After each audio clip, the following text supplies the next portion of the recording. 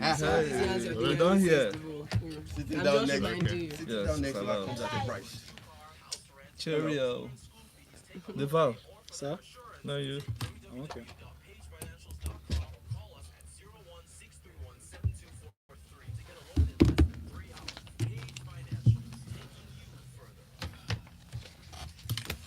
The Smooth Breakfast presents the headlines, the stories, the news. In-depth analysis of national current affairs.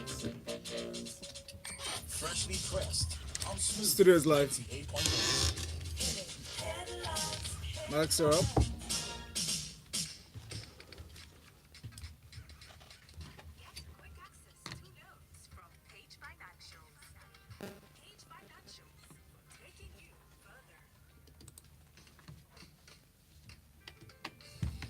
When you hear that sound, you know it's time for Freshly Pressed 981 as our flagship segments. It's a time where we go into detailed analysis of newspaper stories. This morning, as part of Smooth Breakfast with Folu. And with Valentine. So this morning, Lagos, join the conversation by sending us messages on WhatsApp. The number is 0809-444-0981. Also on YouTube, where we're streaming live, you can leave a comment there. Just type in the search box to find us, Smooth 981FM Lagos. And also on Twitter with the hashtag Freshly Pressed 981. We have joining us in the studio a stream of analysts. Yes, actually. the whole Three team. Going. There you go. Adedunmade is back. Yes, Adedunmade Onibokun. I never left, actually. Good morning. Well, you Good left morning, us. Lagos. You left us, Adedunmade. We're going to say that. But it's nice to have you back. Find him up on Twitter as at Adedunmade. We also have Deveo Okorie in the studio. Good morning, Deveo. Good morning, Lagos. Cool, total recall. And last but certainly not least, we have Gbolahan joining us at Mr. G Quest. Good morning, Gbolahan. How are you? Morning Lagos and morning Folu. Welcome. We'll start with this story from Punch newspaper. Anger as federal government recalls 14.9 billion naira Paris Fund refund from Benue State. And if you recall, not this recall, but I mean, just cast our minds back to 2017 in November, where he was complaining that the government was complaining that he inherited over 69 billion naira in arrears of salaries, pensions, and gratuity. Deveo, looking at this story, hundreds of workers in Benue yesterday expressed shock over the alleged recall of the final tranche of the Paris Club fund, a refund earlier paid to the state government. What are the reasons, put forward for this, and how's the governor planning to handle this issue? Actually, let me just add some meat to that. The total recall affects 5 states.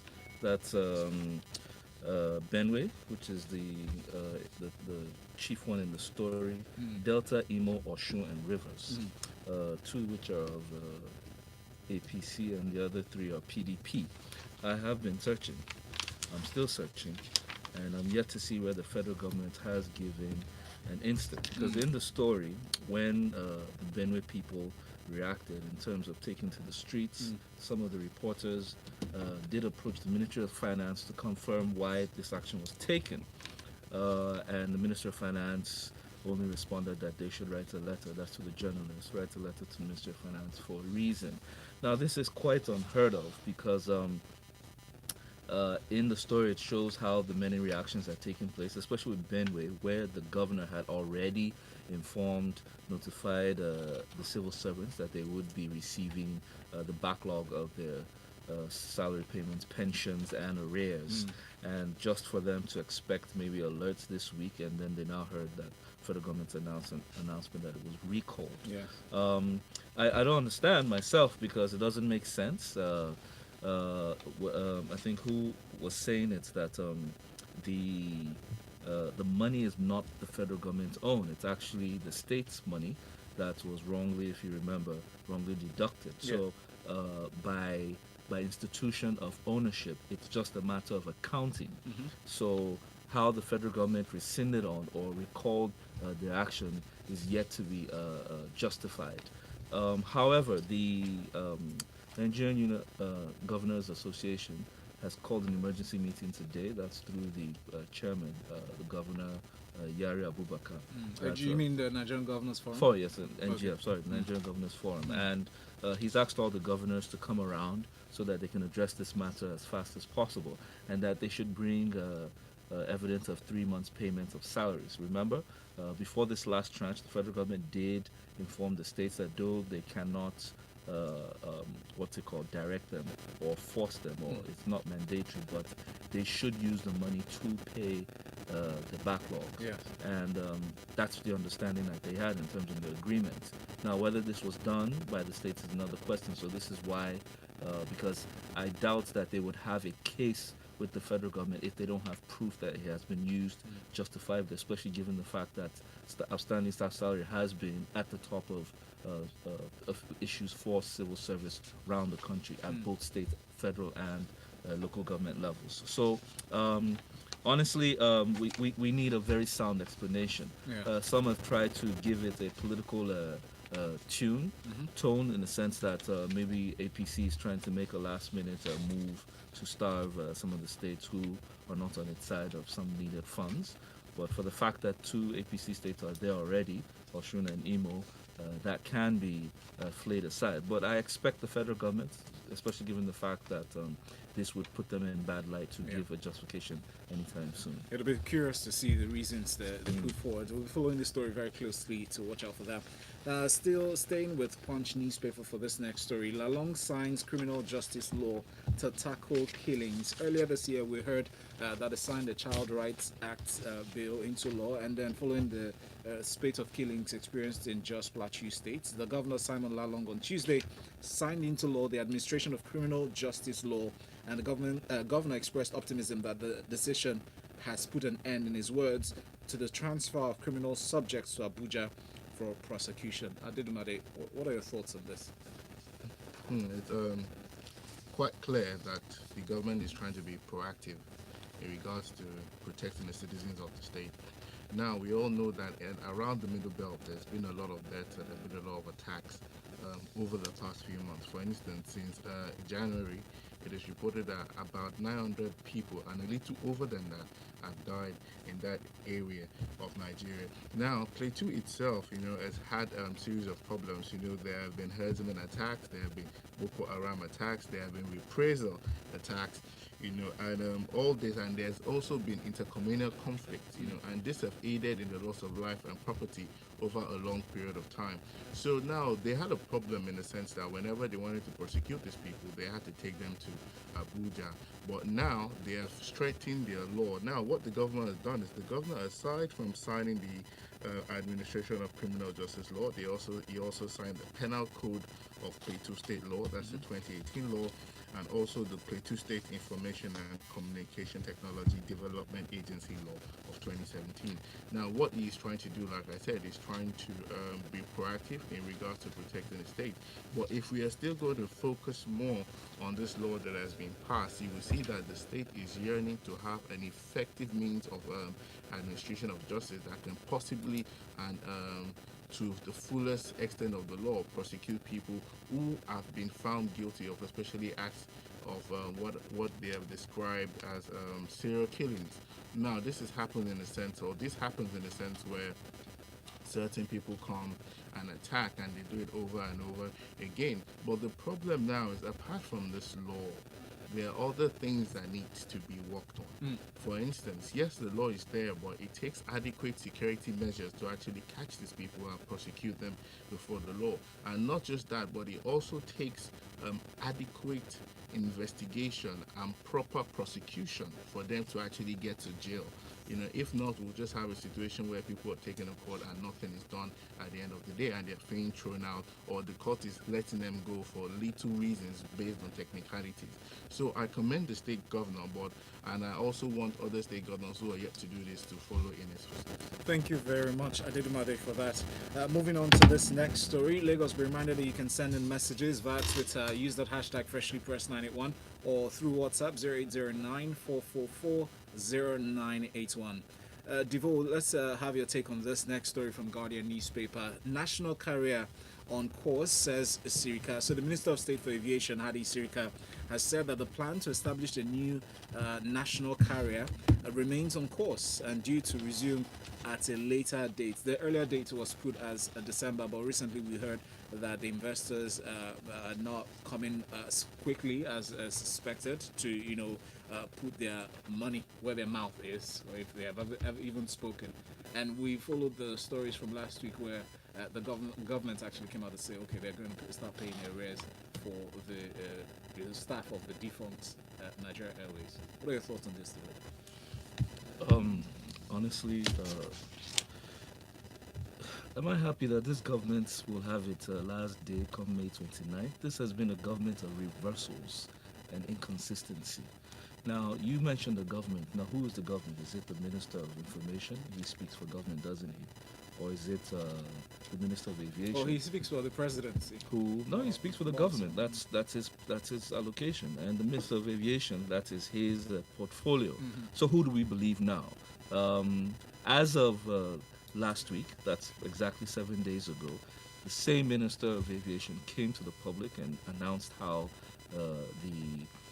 what I call it, not botched or failed, but the project was suspended. Suspended was what indefinitely. Yes.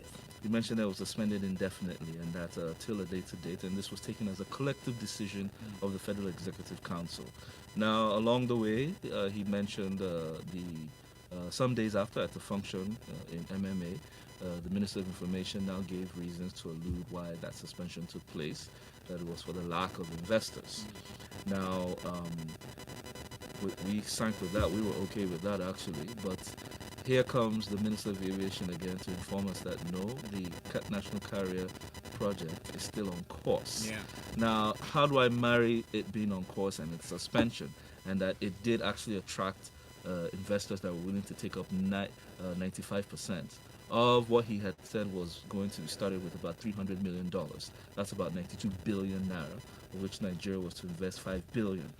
Now, you see, when you get this level of confusion in government, it's better to play it safe. Obviously, money has been spent, which we're asking to be justified.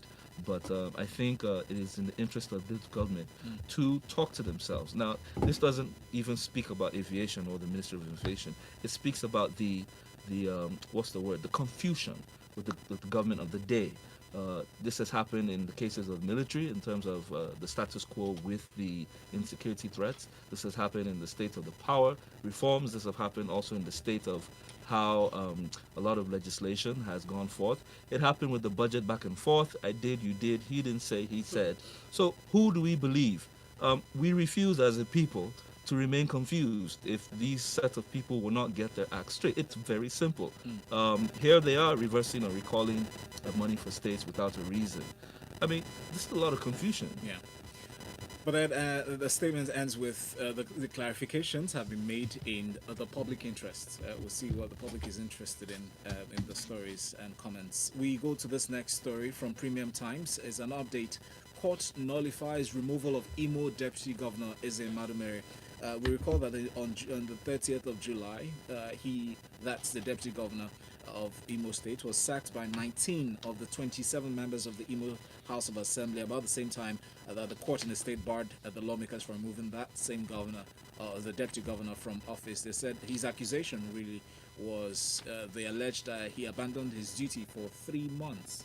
Gbolahan, what are your thoughts? Yes, well, I think I recollect that we treated this subject some months ago anyway, Yes, where we did. there was a lot of discrepancies, and the process wasn't exactly transparent anyway.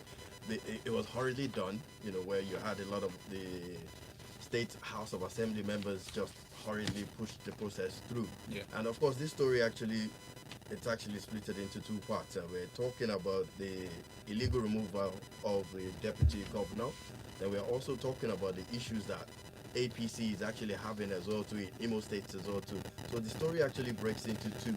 And the judge is actually ruled, that's the High Court judge is actually ruled that this illegal removal of the deputy governor is actually invalid and it has no legal effect because there was already a court proceeding in court while the process was actually being carried out. So they had actually informed the House of Assembly, the State House of Assembly, to have actually maintained status quo and not submitted that report that the that the chief judge of the state had prepared Yes. for the impeachment of the governor.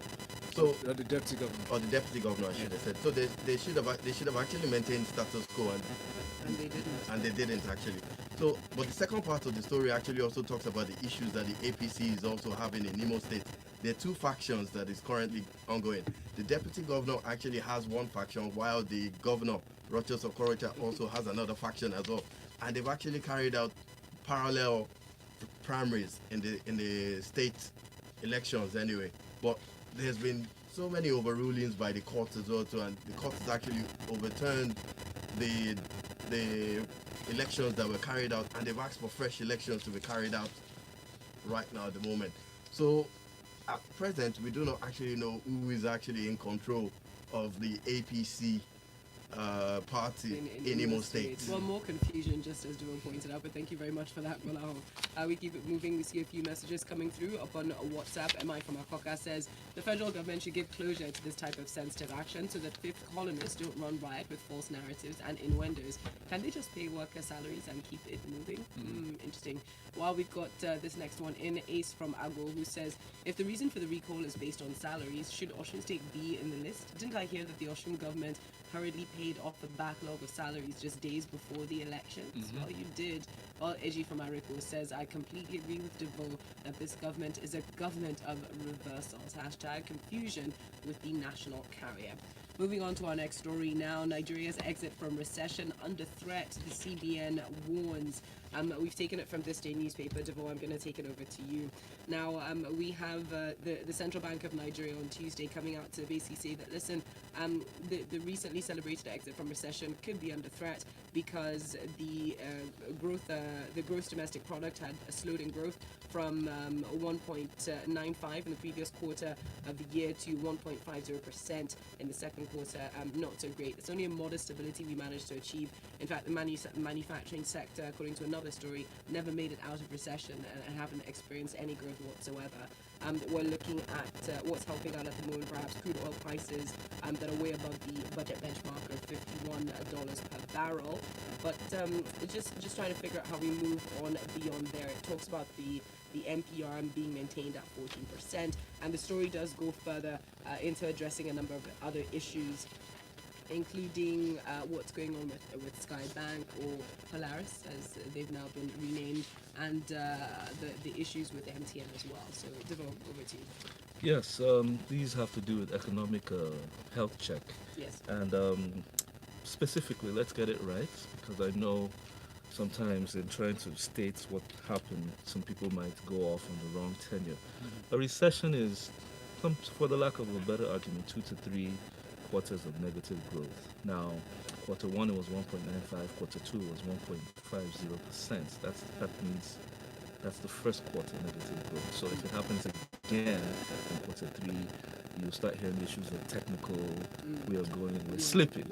So now the CBN speaking, and in most cases I wouldn't like the CBN to be speaking on this. I would expect the Ministry of Finance.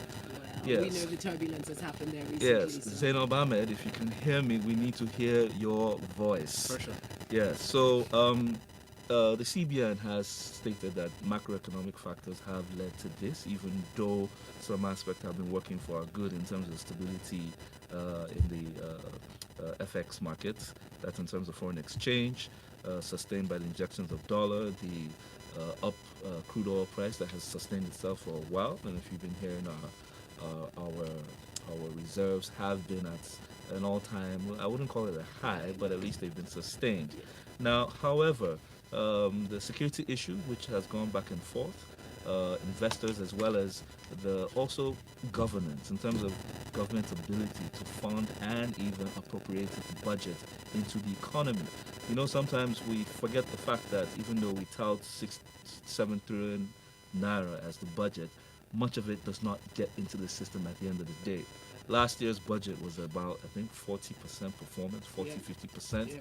This is how it tells. This means at the end of the day, government being the largest investor in our economy didn't actually get its job done. So at the end of the day, the all-round effect falls back to the common man on the street, and we start to see this this negative growth. So The CBN is doing its part. Some of the major transactions or actions that have taken place. I think it's safe enough to say that we thank the CBN for the intervention with Skybank. It was failing at the interbank market. If you keep borrowing money to stay afloat, it means you're not getting it right. So they have matched the difference with the injection of the about 800 billion naira to ensure that they are not in debit anymore. And in that case, they will shop for investors just like they did the other banks. All the account holders like me and all of you out there who are now receiving information from Polaris Bank need not fear. Everything is in check. The CBN has backed you up completely with the NDIC ensuring it. With the MTN transaction, we're hoping that justice will take its place concerning this transaction, because there's a lot of accusations and claims that have gone forth. MTN has taken the government to court on the claims that the CBN has made, and it's a delicate balance. Why so? When you look at foreign direct investment, we as a country need foreign direct investments, yes, and we need more of it. We don't need people to lose their guarantees and assurances that this is a safe haven for their investment. So we're hoping that they apply good judgment to this at the end of the day to ensure that within the boundaries of the law, we can come to an amicable Yes, a resolution, and that's an important thing to Yes. state, because something that CBN have been very clear about and that they keep repeating is that, listen, we've invited all parties to the table. All we're asking for is information, and the only reason we released the investigation to the concerned parties and the letters was because the information we were asking for was not forthcoming. So let's hope that, as you said, there is an amicable resolution to all of this. Up next, not so amicable, my ADC, my aide-de-camp, used his position to defraud unsuspecting officials. Aisha Buhari is in the papers this morning. Gbolahan and Vanguard is where we've taken this particular story. So she's distanced herself from the arrest and detention of her aide-de-camp, Sani Babana Ina, who's a chief superintendent of police, over allegations of a 2.5 billion naira fraud, saying, listen, I've got no hands in this.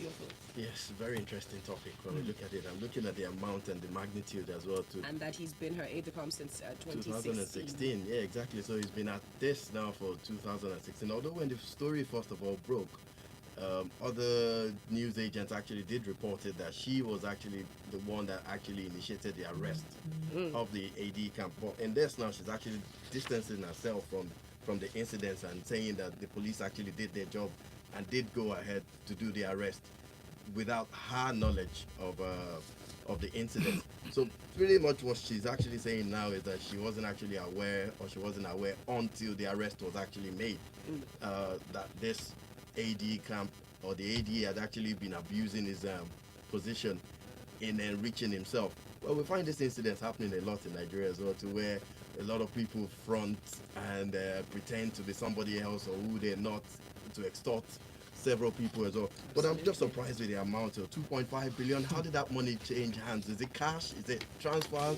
Electronic? I mean, it happens. Some of the most common schemes that happen is even within, organizations such as this. Not saying it's happened here, where you've got perhaps a driver security guard who says, if you want to secure a job, you need to transfer this amount of money, and that's how you get to 2.5 billion. I imagine by also adding the name of the wife of the president. Yeah, but then the other question as well too was, how did they get to find out about this? Was there a whistleblower involved as well? Yes, there was a hoping to get a whistleblower, 10%. and another article says that they've invited the so-called whistleblower in for questioning. So.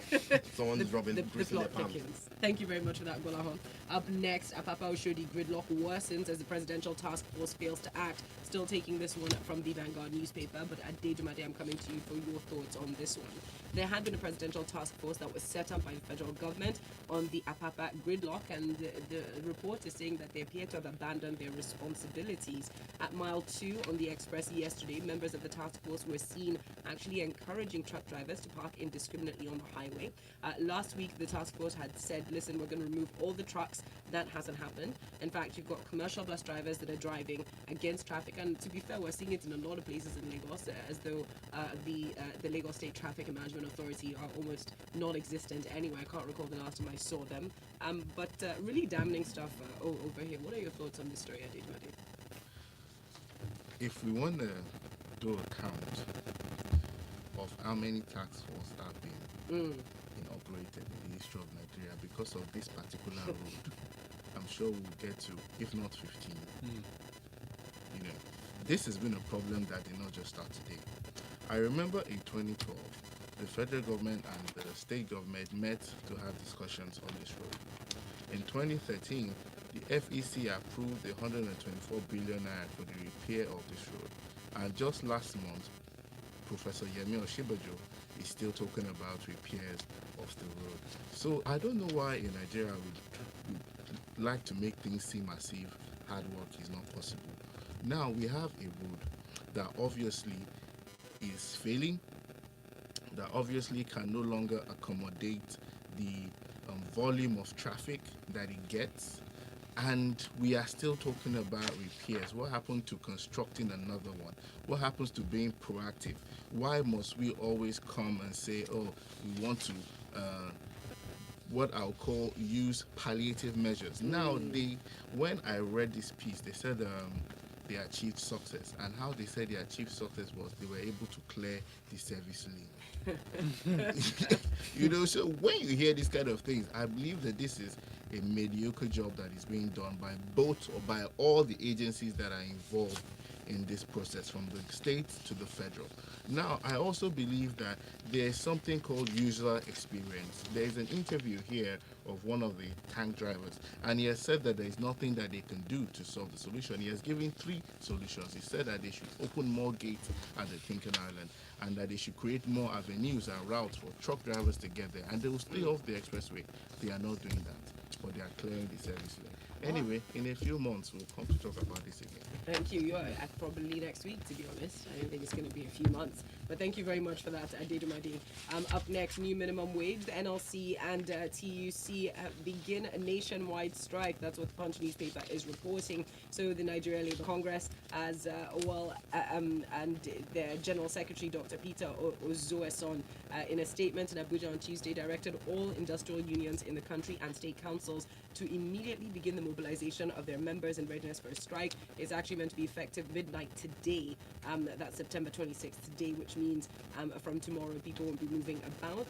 This, of course, is in protest of the fact that there's still no new minimum wage that's been set, even though Minister of Labour and Employment, Chris Ngige, had assured them of a new wage by the end of the third quarter. Now they're saying the committee has not yet finalized their work. Well, this ties in with what Deveo just mentioned, a government of reversals. Minute they're talking about the minimum wage being implemented in the third quarter of this year, then the next minute the minister is reverting and saying that, well, I'm not so sure we can afford this. Also, yeah, well, I mean, they had been meeting with the governors. The governors have still not reached a consensus. So, I mean, the wonder is why at all they agreed to saying that there would be an implementation when the feasibility of it was always in question. Well, at the end of the day, a lot of people said it was all political anyway. It was all politically driven, and we're looking at elections coming up, so you have to give the people what they want, and that was pretty much it, even though we could not afford it. And when we look at the situation on ground as well, of course, we know what the economy is saying as well. Nigeria is projected to be the poverty capital of the world, and we're talking about minimum wage, which is at 18,000 now. So technically, there should actually be an increase, but can the government afford it? Can we afford it? It's another question. Questions. Finally, we've got this last story in from the New Telegraph. Crazy bills. Ikeja Electric begins 85,000 smart meters rollout. That's what they said yesterday. They have begun the rollout to cover residential customers across its 6 business units in the first batch of renewed metering drive. So for those of you out there who have been complaining about estimated billing, perhaps this could be, I mean, your days of estimated billing could be closer to an end. Your thoughts, Adedunmade? The people that suffer the cost of the effect of estimated billing is actually the commercial customers, because there's a different rate for the residential and the customer and the but we get commercial. overwhelming noise from a lot of residentials, though. I agree, but it just shows that this is just little effort to solve a big problem, and this will not go far. This is 85,000, fine, but let's first start to ask how many homes actually need metering, because we cannot say, oh, 85,000, wow, they're doing a great job. How many homes need it? If we have over 500,000 homes that need it, and they are giving us 85 now, they said that this is the first phase. Okay, what is the plan, and when will it continue? Is it something that's going to be done monthly? Anyway, this country just a tired person. It would be nice to know if we actually know how many homes we have in Lagos. That would be a good first That start. would be a good statistic to look at. Felix Emeka Ejenhi on Twitter sent in this one. He said, has Zainab been confirmed as finance minister? Can she handle the ministerial portfolio? Question in the air. Apologies, we can't take most of your messages on WhatsApp because of time, but special thanks to our analysts in the studio at Adedunmade. You can find him on the same name, at Adedunmade on Twitter, at Deveo Okorie, as well as Mr. G Quest. That's Mr. G Quest. Gbolahan. Lagos. Coming up next, we talk sports inside the locker room, and that's at 8:15. Good morning. Get quick access to loans from Page Financial. Page Financial. Do we know how many homes we have in Lagos? No. Do we know anything exactly in Lagos? We don't have exact. We don't have numbers. We have Do we know the number of people that we have? How many people we have in VI? How many homes? How many people do we have? How many do we know? We don't know how many. Oh, really? 25? There are 19 living, about 6 million coming. Are we really sure about this? Because these figures are just, No, let's you know, assume. thrown in a... Okay, thanks, yeah. We're still still alive. alive. Okay, yeah. But let's even assume that we have about 20 25. million people. We are going to need not less than 1 million homes to actually solve the housing problem in Nigeria. I'm sorry, in this state alone. And to talk about electricity, in my place of work, I'm estimated billing. I've fought them, I've written Guys, letters. Where I I've was gone staying to before, they were NDRC. flogging us bill of 55,000. We rose to 70,000. This is a 3-bedroom flat. Move to Ghana. constant electricity in Ghana. There is not constant electricity. That's a lie. Oh, no, They it's have actually problems. very- No, no, I no, know they because do I have went problems. even 3 years ago when I went. No, it goes up. It goes up. But